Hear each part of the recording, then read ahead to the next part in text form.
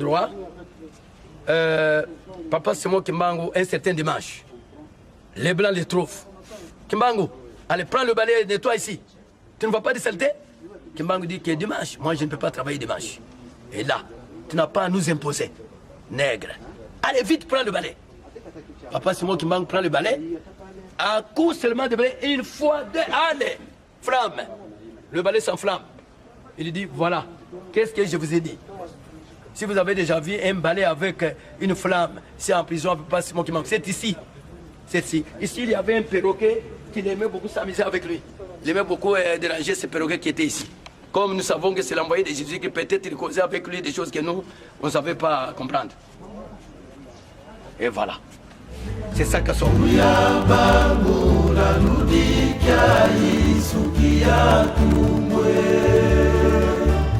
Kibasweka mutombe yasunga kyomunza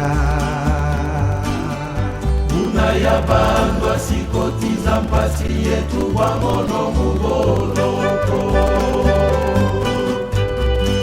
kamwaya kangwa kono kwa jamu kono kwa bile mudia mudia toma kukwa misaba ndiatisa mumaluye kambulu kwa Quand on l'a amené là-bas, les prêtres l'ont suivi. Un prêtre l'a suivi pour dire, Kimbangu, acceptez qu'on administre des derniers sacrements d'extrême onction pour que vous alliez rencontrer Jésus. Sinon, si tu meurs comme ça, tu ne verras pas Jésus. Kimbangu lui répond aussi avec une question. Êtes-vous un véritable serviteur de Dieu? Oui, dit le prêtre. Si tu l'es, alors dis-moi les jours que je vais mourir, l'heure, date, mois et année. Oh, le type s'exclame. Comment ça? Comment? Personne ne peut connaître la date de la mort de quelqu'un. Même les anti-ciels ne connaissent pas. Seul Dieu qui connaît ça. Il dit, oh voilà, ce que je vous ai dit, vous n'êtes pas les véritables serviteurs de Dieu. Moi-même, je sais la date, les jours, les mois, l'année, l'heure même. Je sais. C'est alors que l'appellera papa Sogobanga pour lui dire que Sogobanga, viens, je vais te dire quel jour je vais mourir.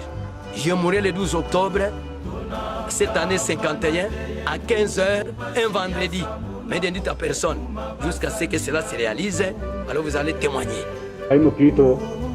Catholique, nazali ngombe, pesi mazali mokongo na ibu kubali kamwe lukutate ona mwana kina miso. Sikawa abenginga numéro 1, albi mwana ngai komikesi. Tuli anga na banindere eloko nini bayi ko salawa. Ngana lingina na teme na ya na de kapuna albi ngai tika. Malubanini alingi balingi koloba na bango. Tanda na yo teme na yo. Bon. Simo numéro 1 malubana ye. Atuni Marcel Casimir atuni albi yo na sango na yo. Bino ye ko sala hii. Marcel Casimir motabongola gi malo. Albi to yo ko pesa mafuta masuka poja na malade. Simon numéro 1 alobi na bango albi tala. Na ko pesa bino apiso moko so bino yebi likambo wana ngana kondima ko pesa ningai mafuta masuka.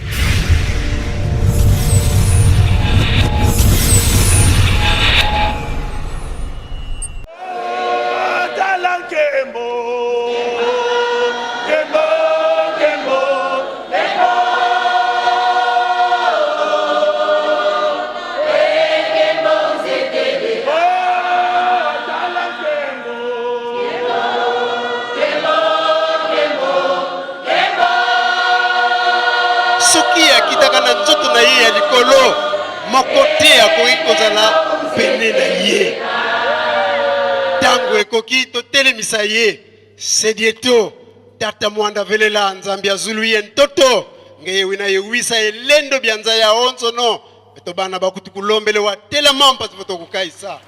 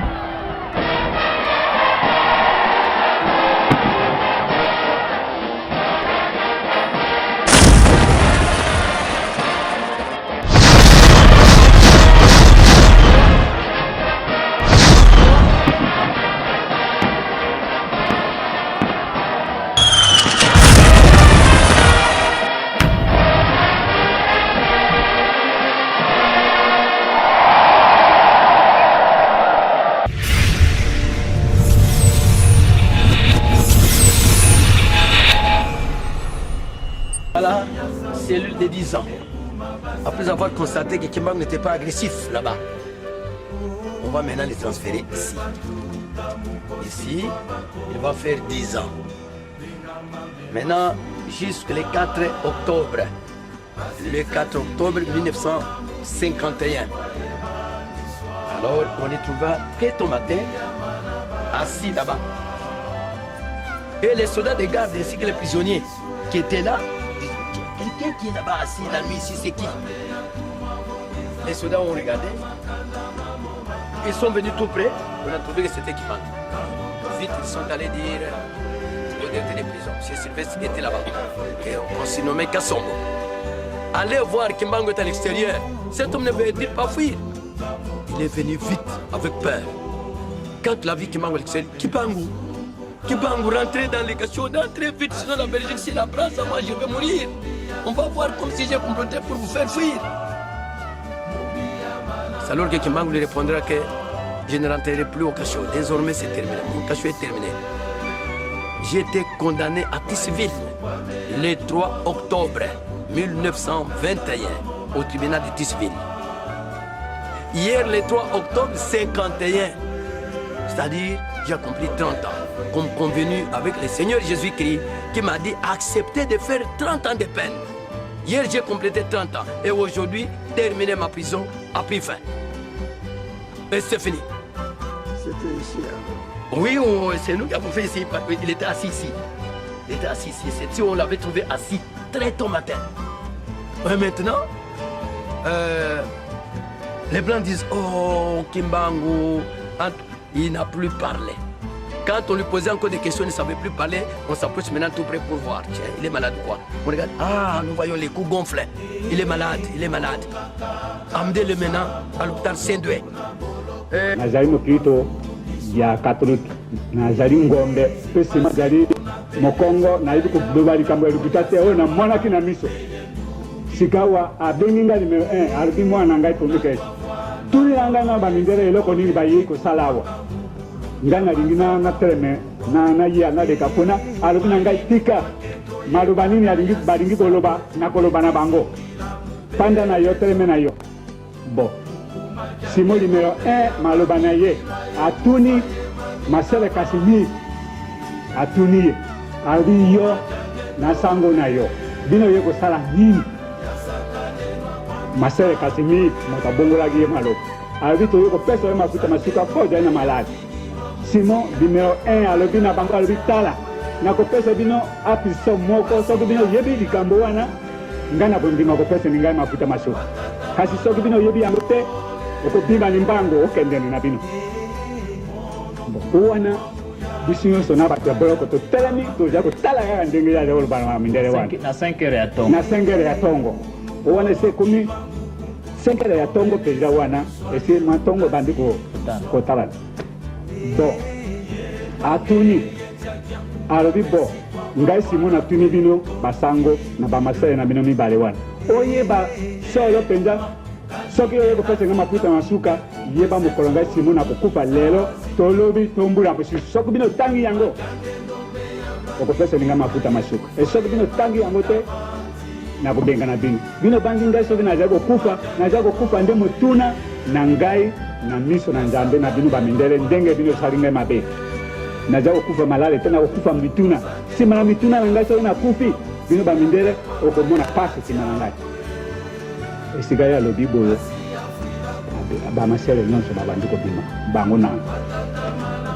na mopere babimi bakei ntango babimi bakei totikali na 6 heures mpenza ye moko akamati esi tokuse oyo aye mibale ezalaki kuse misato na moto misato na makolo akamati oyo mibale kona apandisi na makolo oyo na kuse moto ezala makolo apandi lokola ndenge apandi boyo alobi bino bana na ngai bato ya prisonnier premier nyonso okuya kozinga ngai nazali na liloba lelo mpona koyebisa bino mpe na mibale lelo nakokufa na 3 heures ya mbui Ezalaki mokolo nini wana? ezalaki mokolo mosa mitano Donc le 12 octobre.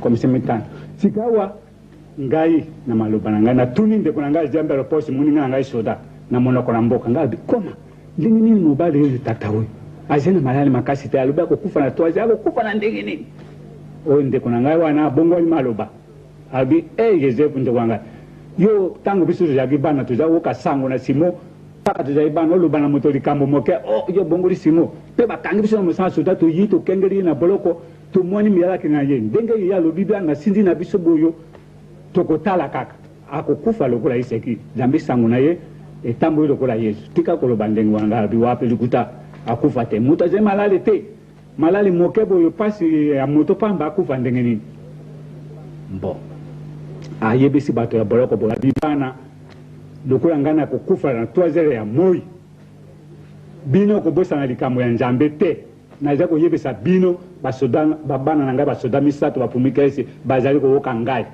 na kokufa na 3h08 na mibale kosambela Nzambe mikolo nyonso moke boyo ale 3h20 3h20 wana ale abengi baninga na ye nyonso oyo bato na prison bayeli kwa ndenge ya alobaki liboso abibana telemeni na jana maloba na suka mpona koyebisa bino na prisonnier nyonso wana bazalaki na kati na ndoro ye safetevi ebele bakondani ve kondani ndako wana moto mosusu ya pamba koto te ebele bakondani na kati ya prison wana soki azali na malali baye kotia ede wana moke boyo ale na 3h20 abengisi bango abi bana ngai yaka makambo ngai nalobaki esi ekoki sika balingi ekoka tango bango baye batelemi bazingi biso mpe basoda misato wana ale totelemi kaka wana ngai kaka pepe na ye boyo wana bozotelema na babondoki na mondoki totelemi kaka boyo ye oyo apandi na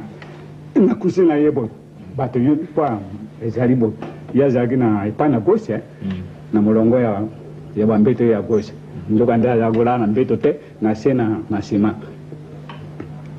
tango wana ekomi boyo eye kokoma 3h20 abengisi bango baye batelemi alobi bana maloba na ngai na suka oyo ngai naza kokufa na 3h08 bino moko kotala balele yango oyo ezali na bapromikese naza koloba likambo ya solo likuta te kobosana likambo na Nzambe te azali kopesa mpenza mongongo makasi abi likambo na Nzambe kobosana te bana ngai naza kokufa na 3h08 tango wana azaloba na monoko na Swahili ube na Lingala azaloba na Lingala penza ayo na biso penza azaloba biso na Lingala fo biso bato mingi bazali wana basanga bakondani mingi bayibi mangala bayibi mangala bakubongola baninga na bango na Kiswahili bo alobi bo sikawa promike simona na ngai bino sali mosana soda pe bitumba otambini sikawa lokwa bino otikali boy ta makambo mosusu etumba mosusu ekobima eloko moko kosala bino te ari yaka na liboko na yo ngai isakwa bango na kamati liboko na ngai numero 1 na droite na pesi ya bwaki soi wana mbala mibale abengi malengo kamini o muninga na ngai wana promike malengo kamini abwaki soi mbala mibale ezembe lo posi ndenge moko siji bo komi 3h08 abendi paka kusei na ye wana na moto mibale moko tikali kuna bakezi likolo na ye mosusu tango bakezi wana alobi bana tikai malamu mbote ngai nasi yake na ngai lokwa ndenge ngai nalobaki na bino nakokufa yo nakufi ezali motuna na ngai na miso ya mindele akamati liboko na ye ya mobali atuti wana panje na ki mbala moko ajongezi atuti 3 ona gosi ndenge moko lokola mbala 6 amoni paka akperi kolona matala na ye wana kopema te nini te lokola moto akufi te alali kaka ndenge wana donc asali matata te lokola matata ta moke te ta pika boyo nye makare nye wana ngana lobi exemple poste exemple poste alobi moni likambo ngana alobaki na yo tala ngai mpe nalobi likambo te nakamati trevoni wana tozali trevoi misato na kati na ndoro wana ngai numero 1 trevoi na ngai numero 2 trevoi na ye na kati oyo asuka kuna nakamati na ngai natuni na digitere mose Kasombo oyo digitere ya ndoro nalobi Kasombo yaka noki sima kufela na 3h08 mondele wana ya simo nani ya pizo wana mose Kasombo alobi promike se dalo likambo ya solo ngai alobi ya solo yaka noki alobi kutanga alobi solo penza moke boyo ye pe na kaye na voiture na ya komi kuna na porte kuna atiki voiture ya koti tango akoti kuna akeko kamata munganga major oyebi kombo ya monganga wana baza kobenga mongombe pe ye alongolaki mpaka pale na kisasa ntango yango ayebi nano kiswahili malamu te aza koloba mpaka mangala monganga yango awa nyonso matiti kaka molai boye bayei na bango mibale bayei batelemi liboso na nsima tete eloko moko basimbi nzoto na ye nano ezali te sika oyo moke oyo masere oyo ayaki na sango bango nyonso mibale masere kasimi na ye bakata ibe balandi bango batali simo alandi boye te bandi koloba monoko na mboka tetete belenga na kote awa nano bafuki te ale monganga major babimi bango nyonso bakei na biro na ye mpo biro na ye ezalaki mpaka na kati na hôpital bakei kotelefone kuna ntango batelefoni kuna bamende na soda basopani bademitatere bamende ya mboka basopani kuna baye batondi mpenza nsima na biso boye babandi koloba te monoko na bango na frama moto moko asimbi nano ye azali te mindele batondi kotonda balobani boye te ale Bwana Aires isitriki Bwana Aires aye bango na jeune na ye Bwana Kiana baye batremi balobani frama te monoko na mboka banda baninga na biso bayaki mpona kokombola biso wapi ekomi 4h30 ezali te bango mostekazo balobi bino teleme kuna biso toza kotrede makambo nini simo akufi na baninga na bino basoda bakoyebisa biso makambo nini eleka ta butu bino kokende kaka bino panda inano kaka wana sika wana balobani boye titititi namoni isitriki Bwana Aires aye abengi nga pomekes yo ezali moto na wapi nga nalobi nga nazali ngombe ya na isitriki itala tetwale boza abi oui ngai nasali mosala soda mpona nazalaki komanda epa na bino lokola ngai na ye awa isitriki lokola mosala ngai soda esili nazali mondele na mayele balobi yo ozali mayele ezali isitriki awa ngai nayebi na ngai kiswahili te natuni yo moto na mangala mpenza mpo ngai napandi na mboka na bino oyebisa ngai eloko nini ntango nsima akufaki maloba nini nalobaki na bato mwana na ngai nalobi na yo Bwana Aires atelemi ale Bwana Kiana oyo aziona azalaki na boku boye nazali koloba makambo moko na mondele wana isitriki wana Bwana Aires bazali kokoma na mokanda moko na bandi baka lokola ndenge sango ayaki kopesa mafuta masuka na ndenge maloba ye alobaki na ndenge abimisi bango na ndenge yo abengaki bato ya boloko na ndenge asalaki biso makambo nyonso tu nayebisi nyonso bazali kotandika na mokanda te na suki zinga alobi tala yo ozali isitriki maloba nsima alobaki nayebi kolekeza te ngai nazali mokrito lokola suka na maloba na ye alobaki yango soki lukuta tuna bakondani nyonso na maninga na ngai basoda bazali prisa ngai nayebi kolekeza iloba lisusu te suka na maloba na simo alobaki wana bon na ndenge nyonso tu oyo abetaki maboko na ye awa ntango akufi baye kobenga ntango basambisi ngai wana te esili babengi Auguste azali moto na Isangani mwana mobali wana moto abandaki kopasola bato moto moyindo liboso numero 1 ntango baframa ya kala mwana wana donc sikoyo balingi kosala autopsie sika babengi ye babengi Auguste alali mbula zomi na libwana mosala na monganga bongo ntango azalaki zambi kuna Elisabethville mosi soki akufi bakopasola ye mobali akufi bapasola ye batala malali mwana ndenge moko babengi Auguste yaka Auguste ye monganga major abandi koloba na ye moyimbango akufi awa na basindili na yo mpe basindili oyo bayi lelo ye akolala mpaka wana awa na prison oyo na kati na boloko awa bongo na 6h bino kobimisa ye kotia na sa mol bino kopasola ye yo bagrite agrite alobi na miso na monganga major abi yo monganga major oza mondele nsima atambo isango lokola yezo ngai nazwaki ezida awa likolo na makambo oyo nsima atambo isango ngai nayebi kopasola ye te soki ngai ndenge mosusu napasoli ye ngai moko nayebi kopasuka nayebi te yo monganga major yo moko kopasola ye abimi na kanda ke abi ngai te bino moko kopasola ye eye kokóma na 8h30 ye bamonganga wana bazalaki bango misato na bamasere balwati bilamba ya pembe ali esopani bakamati oyo mosusu ya moyindo babakizi bate balagayo ya pembe awa na maboko bakei bakoti mpona kopasola Simon ntango bapasoli ye oyo wana ntango babandi kopasola ye oyo ndeko na biso Augustin ya moto moyindo oyo aboyaki wana ye mpe aleki ake kokota mpona kotala bon ntango bazali kopasola ye wana ti elingi ekóma na 9h biso tozali komona voitire ezali koya ebele voitire etondi na hôpital bazali kokota kuna nzoka nde ntango bapasoli Simon misopo ezali te biloko na libumu ezali te wana minde batelefoni kala bango moko bazali koya mpona batala na miso mpo makambo na mindele balingaka bamona na miso tala bato bamindele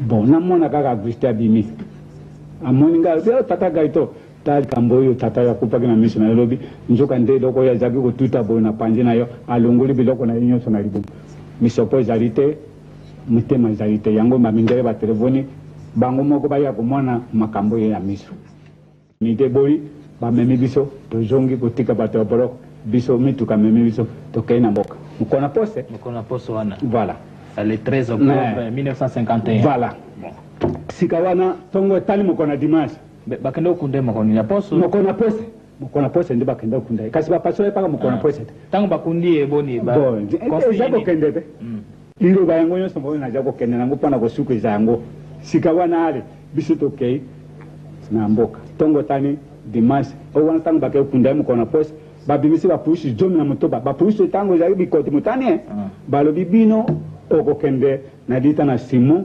okolala wana makambo bino komwana okoya kolakizana biso bakumushe donc bapolisi bakeola na cimetière voilà kokengele ye ntango bakundi ye mokona pose donc balali kuna kokako ngai te ntango bango bapolisi balali kuna ntongo etani bango bamonaki likambo moko te baye kofuta laport bon na ba 9h30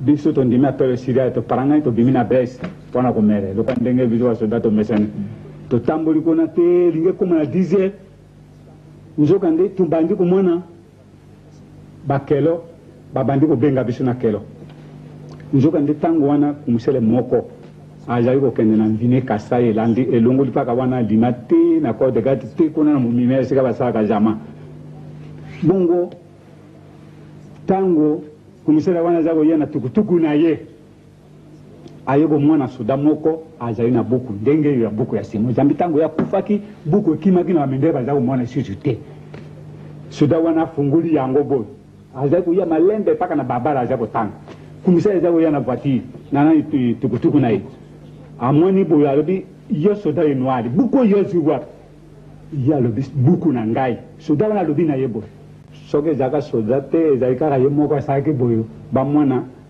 na ngai na yo o wana toyebi te sika wana kumusala ya tremisi alobi pese ngai buku oyo ye alobi nakopesa mpona ni buku na ngai ntango Simon akamati buku wana naloba mpaka ye moko wana soda wana akamati buku apesi kumusala misapi na ye ekomi zomi misapi na liboko ekomi zomi bato basoda bazali koya wana balobi o soda nyonso azonga kuna na mboka o kumusala wana tali boye akamati tukutuku akei akomi soki 100 metre motema na ye paso alobi ti ndenge nini natiki noali na likambo oyo donc asimbaki su buku yango azongisaki ye ko ntango azongisi ye misapi na ye ezongi ndenge ezalaki motema na mondele pasoki alobi koma basoda nyonso oyo biso totambolaki toza koyaka na babala bakomisele batelefoni bango bazali kosala biso bapikiso tu na bilamba na biso mpaka koluka buku ale bazongisi biso basoda tutu eyenga wana biso tomelaki te tu na bataillon o soda moko abima te bele basi na bango bazala kobima kosomba biloko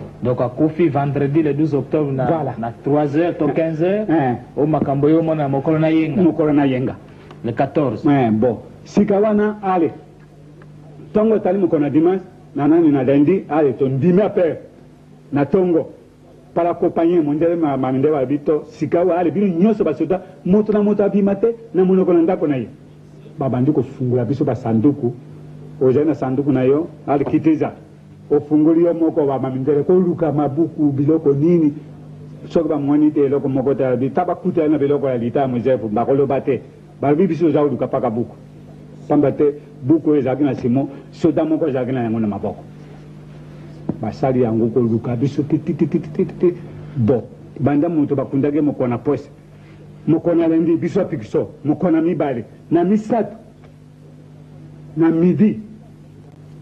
na midi tiga molongo ya wana Kisasa ujako ukanga nazo yoka tiga molongo wana Kisasa babe o tika konyoko ni basoda kuna na isabedi vili pamba mutu wana tomoni na hotel nzina wana midi simo imbango bamoni na hotel apandi ale bamindele ba para compagnie babandiko yebesa biso balbia makambo wana siri mutu wana tulukaki makambo na basa yebi makambo na kuna na isabedi vili na leforovili batindiri biso tiga mwa bakosala basoda bisote ezalaki mpaka ye moko asalaki makambo na ye wana ezali abalukaki soda asali makambo na ye batata na bamama na poko wana na le 12 na lungwe na biro na kamati velo pate na kena na gare ya kananga na kuma na post pate na kena ku na pesa chia velo isika wana na kanga pate na kena ku tala soko tambu susu na kuku mwana mutu alungwe na Lubumbashi tangu na Elizabethville pate na kuna kuiba nini likamizali kueleka kuna na Lubumbashi bina Elizabethville tangu na 10 na kiti na velo apene pate na kana isika kuna na train mopepe moko yelinga na pwesinga na babele e na moni tata moko wasibi velo lituna na ye oke kutuna papa kubanga na yete akamati velo na ngai ngape na tuni kasi yo nani na 10 na 13 je sema na tali na voiture tata moko avwandi abe Joseph oyo kutuna sangwa tata na yo kubanga na yete azali na ye tre yangu na kei ndengeni wana bon ngape na kamati nzila na ye kulubara mama makama na moni se persinga ite ndenge mama asia ibaki soko ni kama ndenge toke kubondela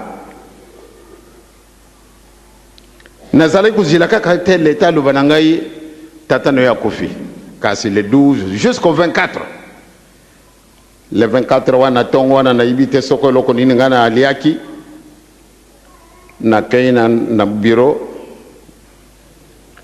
na moni gouverneur aye na kaye na tela mi liboso na ye na lubi bien yo zali assassin bele na lubawa na lubaki na gouverneur penye alinga mingi ayibaka ba secret na bisu mingi tangu na lubi de ye azali assassin alors na moni de atali ngambiso makasi ngape matali miso makasi ale solo na lubaki na ye makambo wana ikukake kulubamba na mokonzi wana te pamba tena tangu na soko lubi ninga bake kupandre yo ye kanisi me Joseph di kamunini alubi tata na ngai yazali wapi tata na yo yazali na ye kuna na Elizabethville alubi che bini buzali yo samira kate yo lobaka yo zali catholique 100% catholique 100% bundimi na bino lukuta solo na lobaka na ye makamabe soko zala ki mundimi papa kofi depuis le 12 okolobana ngai te na sala kana yo pe mokolo na mokolo yo koko ko ignore de kamandenga wana te penya tangu wana moni ndenge na choli ye vraiment siliki alibi telama wana na kupesa telefone sikasika na collègue na ngai ocho soko na ukiete ya kufite antuka ngai na yo na yibite ndenge ndikamuna kusala okusala ngape ndikamute ngai nazali ebongo soko okini okufi ngana kusala nini tangu na kitisiton mwana oya lobaka ngani kamati telefone ngape na telami noki ba pesi message solo simo kimbango kufaki banda le 12 octobre alors gouverneur général lubaki na lubana yo tempo na nini yo linga ka Joseph Mingo de père ko lubana ye sangwana ayeya tango yo bango mi bale ba kamatani malgré deux collègues de l'école Bah, kamatani na téléphone vraiment à l'ouverture de bon, le gouverneur général paie les collègues de l'école. Ngai na yele loto kukuta na paie na téléphone. Ce que ça là qui tango yonde bafio yaka vitesse nenge boy aïe naïveté. Tango alubi na ye ana moni de peigné à lembi. A kamati be téléphone a tourné na kisasa. Nantina nini yo gouverneur général oluba na gouverneur Ocho de aluba na ngaite de peur que na communiqué nouvelle wana Joseph. Or que ya si ayibaki yango bande le 12. Yango na lelo ayoku sakana na ngai ezali faute na yete ezali faute na yo. En tout cas ngape inaza disusu na isengo pande na zala disusu wa. Pamba te boxing a Sony. Tango alubi na ngai c'est vrai, vous avez raison, vous avez perdu un être cher, votre père, à Koufisolo. Eh bien, Tangwana, Tozalaki, moi, très unis. Na président Nabisu, Makamumanso, Oyo Masara Makana Mukolwano, Kuna Nakana, Tangwana Lubur. Ngai éprouvé kasi makambo nanga nyonso tu edei mutasala ke yango ye président pambate wana azalaki caporal mais ndenge tozalaki na bookane mingi les maisons voisines oyo ye wana na ngambo balabala ngai na ngambo balabala donc kuvanda na ye makambo mansu na ye ezalaki na ndako na ngai mais lokola éprouvé. L'endroit que vous voyez là-bas, en cercle là-bas, c'est là où les prisonniers recevaient chaque matin les coups de fouet autour du mât des drapeaux que vous voyez.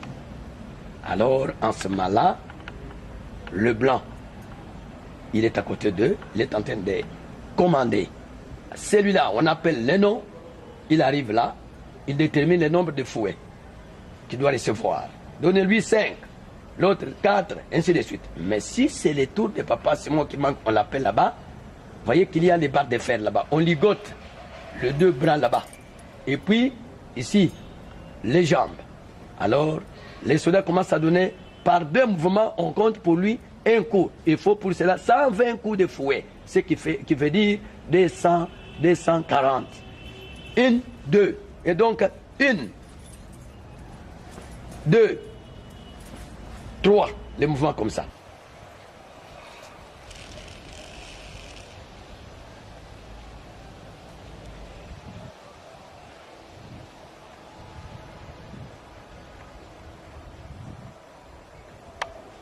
Ces lieux, c'est un puits de torture. C'est-à-dire, après lui avoir donné des coups de fouet là-bas, il constate qu'il y a des blessures sur le corps. Il y a des gerçures. Eh bien, on doit maintenant l'acheminer ici, le plonger dans ces puits où ils avaient déjà mis de l'acide. Il y avait un robinet. Quand ils ouvrent là-bas, eh bien, le puits est rempli d'eau mélangée avec de l'acide. C'est dans les soucis de l'achever immédiatement. L'achever immédiatement.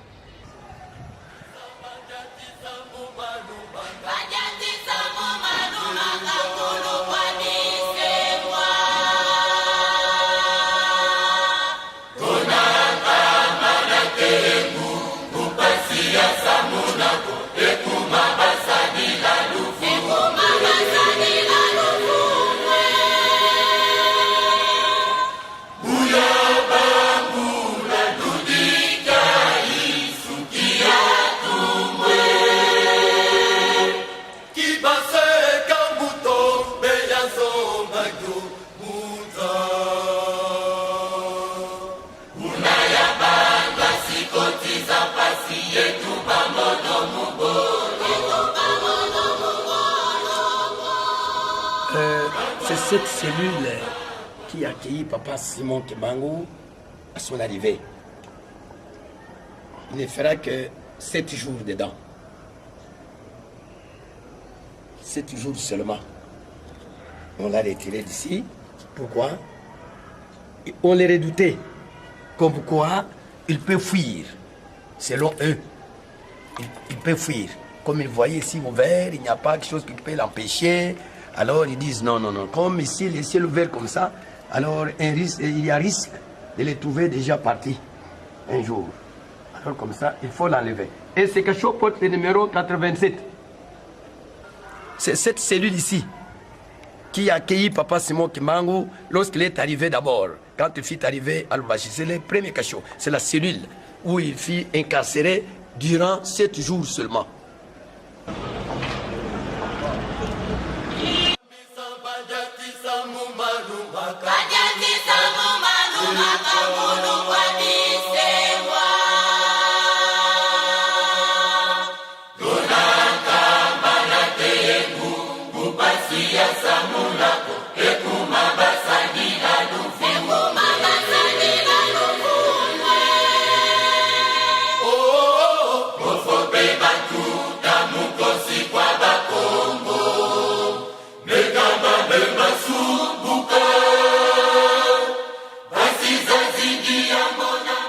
Ces cachots, cette cellule, là où se trouve un cadenas, c'est-à-dire c'est la cellule de 20 ans.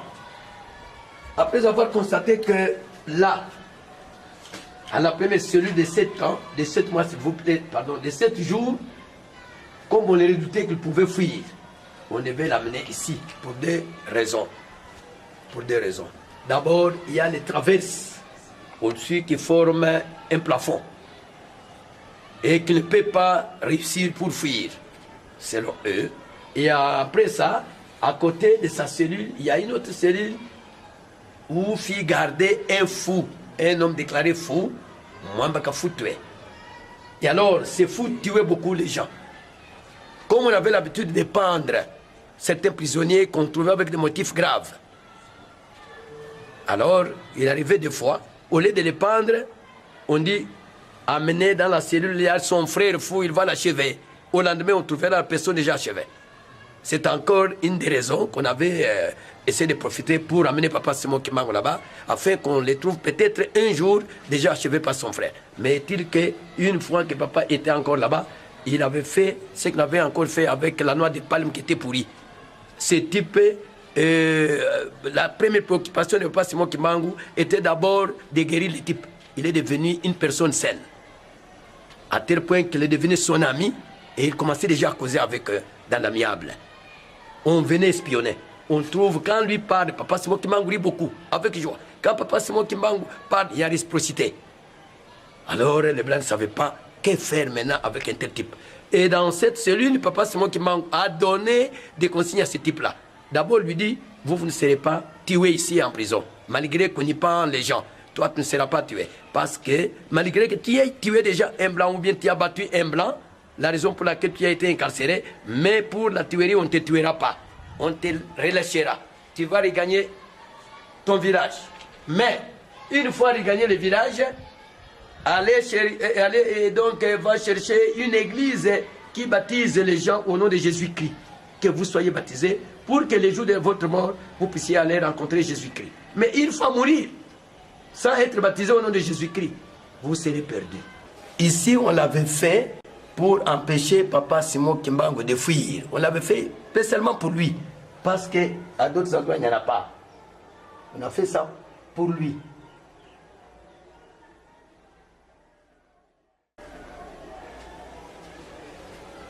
C'est à cet endroit ici, Papa Simon Kimbangu, quand il y a une récréation, quand il y a un temps de repos, il aimait se retirer vers ici. Et lorsqu'il arrive ici, tous les prisonniers les suivent. Ils commencent à lui poser des questions. Kimbangu, mais dites-moi d'abord, est-ce que moi je vais sortir de la prison ou bien je mourrai ici? Il y a à certaines personnes, il leur dit, toi, non, toi tu ne vas pas sortir. Toi d'ailleurs, on va te prendre ici. Hein? En ce moment-là, les types sautent vraiment de méchanceté là-bas. Toi, qu'est-ce que tu me fais, que tu cherches de moi? Hein? Tu es sorcier ou quoi? Non, toi tu as dit que je te dise ce qu'il y a comme sort. C'est ce que je t'ai dit. Et l'autre qui dit, mais alors moi, regarde d'abord moi. Papa Simon Kimbangu regarde, il lui dit, mais toi, d'ailleurs demain tu sors. D'ailleurs demain tu sors, on t'a fait souffrir pour... Et au lendemain, le type, il est appelé. Allez, dis, tu prends tes souliers, tes habits, allez, tu pars. C'est ici. Et c'est ici où papa prophétisera maintenant l'avenir de ce pays.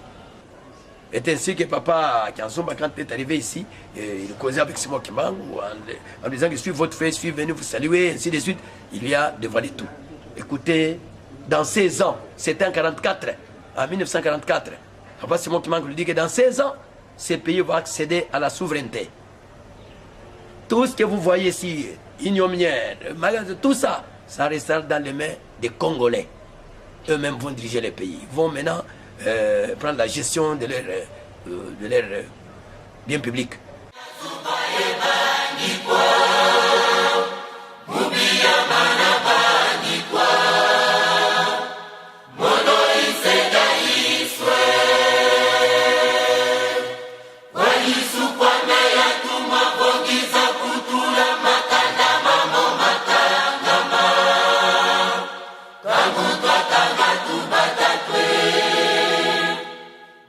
L'endroit où nous nous trouvons présentement, il y avait une cuisine. Il y avait une cuisine ici. Lorsque papa Simon Kimbangu était fait cuisinier, alors il y avait une cuisine ici. Il préparait la nourriture des prisonniers. Et là-bas, il y avait un magasin de vivres là-bas. Il y avait un magasin de vivres. Et à cet même endroit, papa Simon Kimbangu, toutefois, après avoir travaillé la cuisine, au lieu de manger avec les autres, lui disait qu'il a sa nourriture à lui. Alors, la nourriture descendait du ciel, à cet endroit-ci. La nourriture descendait du ciel. C'est ce que papa Simon Kimbangu prenait. J'ai eu le témoignage d'un type qui était soldat parmi ceux qui gardaient papa Simon Kimbangu en prison. Je l'ai trouvé dans le territoire de Kapanga. Il s'appelait? En tout cas, excusez-moi, je n'ai pas fait l'attention pour connaître le nom. Je l'avais fait venir quand nous sommes allés en tournée là-bas. Lorsque j'étais passé des districts, on m'a dit qu'il y a un type parmi lesquels, papa Simon Kimbangu vivait en prison, mais n'était pas prisonnier, lui était soldat, parmi ceux qui les gardaient. Je l'ai appelé. Est-ce que vous avez vu Kimbangu? Oui, papa m'a-t-il dit. Cet homme-là, c'est Dieu. On dit, oui, mais tiens, comment vous reconnaissez que les dieux? Est-ce que vous priez avec nous dans l'église kimbanguiste? Non, papa, mais vous savez, le problème de Dieu, c'est difficile. Je vous dis, au vu de ce que je voyais faire, c'est papa. Et notre type de la terre, de notre corps ici, ne peut pas le faire. C'est Dieu.